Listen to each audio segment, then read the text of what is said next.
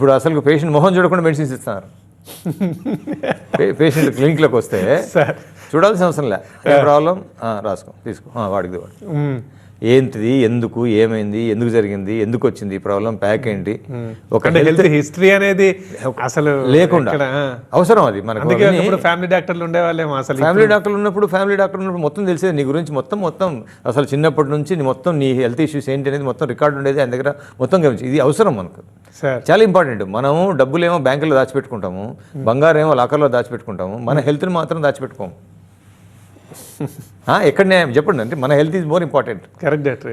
మాకు అన్ని నగలు కావాలి, ఇన్ని నగలు కావాలి, మా ఒంటి నిండా నగలు వేసుకోవాలని అనుకుంటారు అందరూ. మనం మెడిసిన్స్ మాత్రం రోజు వేసుకోవాలి. చెప్తున్నా ఇవన్నీ, అంటే మన హెల్త్ హిస్టరీ అనేది చాలా ఇంపార్టెంట్.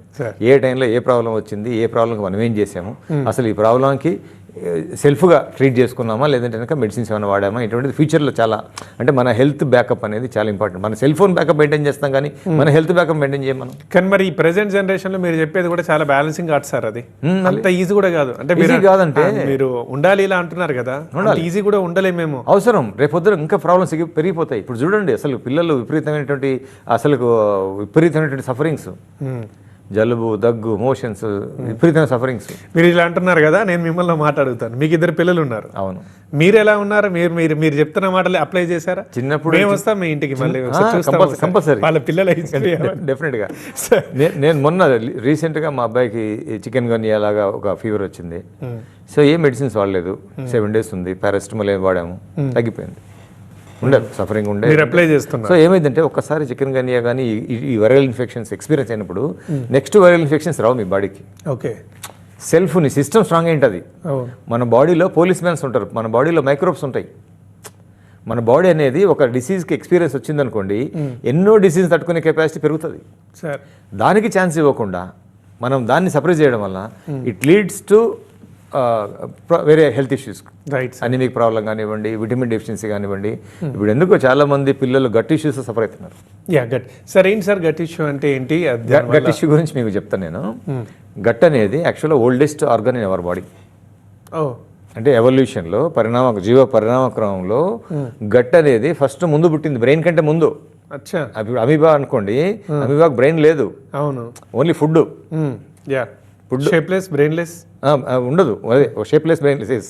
సో గట్ అనేది oldest system in our body, మన జీవ పరిణామంలో. సో ఏమవుతుంది, ఆ గట్ అనే దాంట్లో ఈ యొక్క మనం యాంటీబయాటిక్ వాడామనుకోండి, చిన్నపిల్లలకు కానివ్వండి, పెద్దవాళ్ళకి కానివ్వండి, 90% ఇన్ఫెక్షన్స్ తగ్గిపోతాయి. ఆ 10% గట్లు స్టోర్ అవుతాయి. Gut is the safest place for storing, అంటే దాచుకోవడానికి ఒక safe organ, safe place. Okay, ఎందుకంటే అక్కడ ముడతలు ఎక్కువ ఉంటాయి. సో ఎక్కువ ప్రెషర్ ఉండదు, దాన్ని తట్టుకునే కెపాసిటీ మైక్రోబ్స్, ఈ వైరస్ కానివ్వండి, బ్యాక్టీరియా కానీ ఎక్కువ ఉంటుంది. ఆ గట్లో సెటిల్ అయిన ఇన్ఫెక్షన్స్ సో పిల్లల్లో విపరీతమైనటువంటి హెల్త్ ప్రాబ్లమ్స్ క్రియేట్ చేసే అవకాశం ఎక్కువ ఉంటుంది. ఆ మెడిసిన్సే వాడకపోతే ఆ గట్ ప్రాబ్లమ్స్ రావు జనరల్గా. సో చాలా మంది పిల్లలకి ఇప్పుడు విపరీతమైనటువంటి వాసన. మా వాడు బాత్రూమ్ వెళ్ళాడంటే ఇంట్లో చంద్రం బయటకు వెళ్ళాలి సార్ అంటాడు. ఇంట్లో ఉండం సార్ అంటారు. నేను చెప్తాను, చూస్తున్నా. మా వాడు యూరిన్ పోసాడంటే విపరీతమైన వాసన సార్ అంటారు. మా వాడు అసలుకి చెమట వాసన అంటారు. మా వాడు విపరీతమైన దాహం అంటారు. గంటకు అర్ధగంటకు నీళ్ళు అవుతాడు సార్ అన్నారు. ఇవన్నీ గట్ ఇష్యూస్ యాక్చువల్గా. అంటే గట్టి డిస్టర్బ్ అయినప్పుడు, గట్లో ఇన్ఫెక్షన్స్ ఉన్నప్పుడు, సో ఈ క్రేవింగ్స్ అనేటువంటివి ఇవన్నీ కూడా అన్ని నోట్లో పెట్టుకోవడం, ప్రతి ఒక్క వస్తువు నోట్లో పెట్టుకోవడము, ఇవన్నీ కూడా మనకు తెలియకుండా, అంటే కనుక మనకు తెలియకుండా గట్ అనేది ఇన్ఫెక్షన్స్లో స్టోర్ అయిన ప్లేస్. అందుకే గట్టి, చాలా మంది పిల్లలకు గట్ ఇష్యూ ఉంటుంది. ఇటువంటి గట్ ఇష్యూస్కి హోమియోపతిలో వండర్ఫుల్గా ట్రీట్ చేసుకోవచ్చు. ఇక్కడ ట్రీట్మెంట్ కంటే కూడా గట్ ఇష్యూస్ రాకుండా ఉండాలి అంటే కనుక యాంటీబయాటిక్ వాడద్దు.